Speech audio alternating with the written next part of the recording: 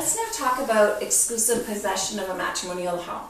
So this would apply to married spouses, and it applies whether or not a home is owned jointly or owned solely by one spouse.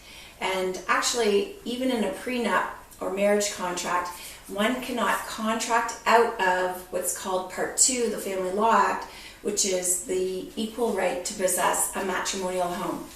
Again, so long as it's a matrimonial home, either spouse, owning spouse or non-owning spouse, has a right to be in that home. One thing that people don't know is that there's a possibility of having more than one matrimonial home.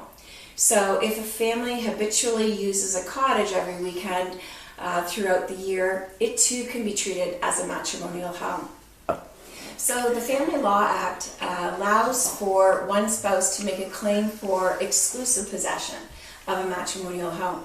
And that is usually tailored to a situation where there's been domestic abuse, where children are exposed to adult conflict, where the spouse that is being asked to leave has other affordable accommodation, but the spouse asking to stay does not.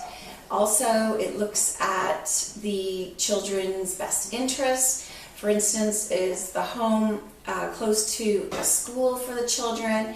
Is the home in a neighborhood where the children have a lot of friends? There are those and many other factors that go into an exclusive possession claim. But the key points in trying to get a claim for exclusive possession has to do with children and has to do oftentimes with domestic violence. Now, I always tell clients too that if they feel threatened in any way or if they've been assaulted in any way, to ensure to call the police.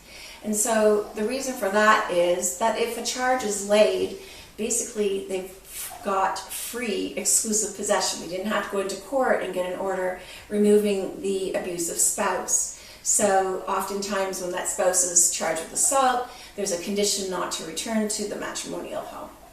You cannot contract out of the part of the Family Law Act that grants spouses the right to equally possess a matrimonial home.